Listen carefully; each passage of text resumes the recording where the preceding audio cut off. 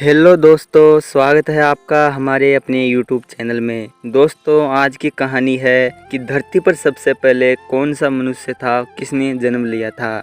तो दोस्तों, आइए कहानी शुरू करते हैं। संसार में अनेक धर्म हैं, जिनमें हिंदू, मुस्लिम, सिख, ईसाई मुख्य हैं। सभी धर्मों में हिंदू धर्म को सबसे प्राचीन माना गया है।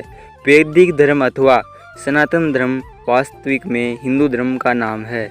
हिंदू शब्द की उत्पत्ति सिंधु शब्द से मानी जाती है। सिंधु एक नदी है जिसका उद्गम स्थल हिमालय पर मानसरोवर है। यह एशिया की सबसे लंबी नदियों में से एक है। कहा जाता है कि हिंदू धर्म की उत्पत्ति मनुष्य की उत्पत्ति से भी पहले हुई थी। आज हम इस कविता में आपको बताएंगे कि मनु और संसार का पहला मनुष्य कौन था।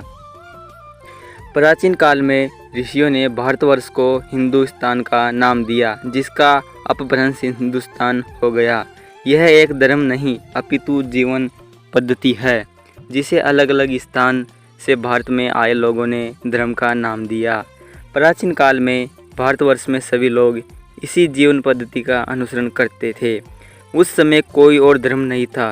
अब प्रश्न यह उठता है कि क्या सनातन जीवन पद्धति की उत्पत्ति मानव की उत्पत्ति से भी पहले हुई? तो पृथ्वी पर प्रथम मानव कौन था जिससे ने इस जीवन पद्धति का अनुसरण किया और संसार को आगे बढ़ाया?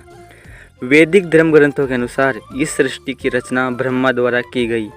जब ब्रह्मा जी भगवान विष्णु की नाभि से उत्पन्न हुए थे तो उन्हें समझ नहीं आ रहा था कि उन्हें क्यों उत्पन्न किया गया है। तब भगवान विष्णु ने उन्हें सृष्टि की रचना का आदेश दिया।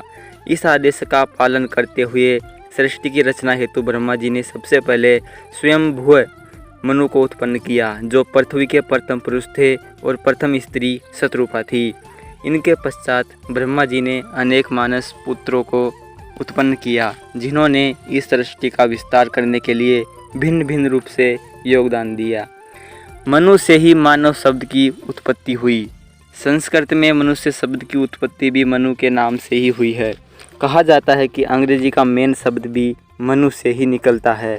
संसार के सभी मनुष्य उसकी संतानें हैं। महाभारत के 8 मनुओं का उल्लेख, जबकि श्वेत वराह कल्प में 14 मनुओं के नाम उल्लेखनीय है। ब्रह्मा का एक ही दिन कल्प कहलाता है। एक कल्प में 14 मनु होते हैं। प्रत्येक मनु के काल को मनवंतर कहते हैं। वर्तमान के मनु का नाम वैवस्वत है, जो 7वें मनु है।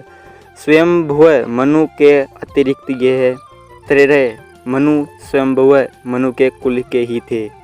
स्वयंभू मनु और शत्रुपा की 5 संतानें हुई, जिनमें उत्तानपाद और प्रियव्रत नामक 2 पुत्र और आकुति, देवहूति और प्रसूति नामक 3 कन्याएं थीं। उत्तानपाद की सुनीति व सुरुचि नामक 2 पत्नियां थीं। सुनीति से ध्रुव और सुरुचि के उत्तम नामक पुत्र प्राप्त हुए।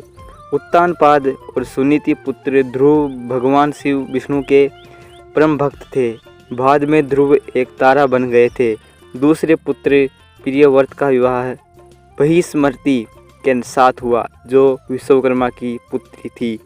स्वयंभू मनु की पुत्रियों में आकुति का विवाह प्रजापति रुचि, प्रसूति का विवाह प्रजापति दक्ष और देवहूति का विवाह प्रजापति कर्दम के साथ हुआ।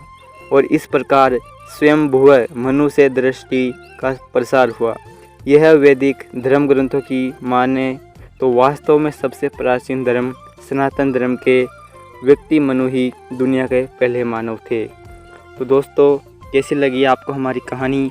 अगर कहानी आपको पसंद आई है तो वीडियो को लाइक करके, चैनल को सब्सक्राइब करके, घंटी को ऑल पे सेलेक्ट कर ले, ताकि आने वाली नई कहानियों के नोटिफिकेशन आप तक पहुंच सके। और दोस्तों, अगर आपको ये कहानी अच्छी लगी है तो प्लीज़ कमेंट में अच्छा सा कमेंट बॉक्स में कीजिएगा। धन्यवाद। मिलते हैं किसी अच्छी सी कहानी में।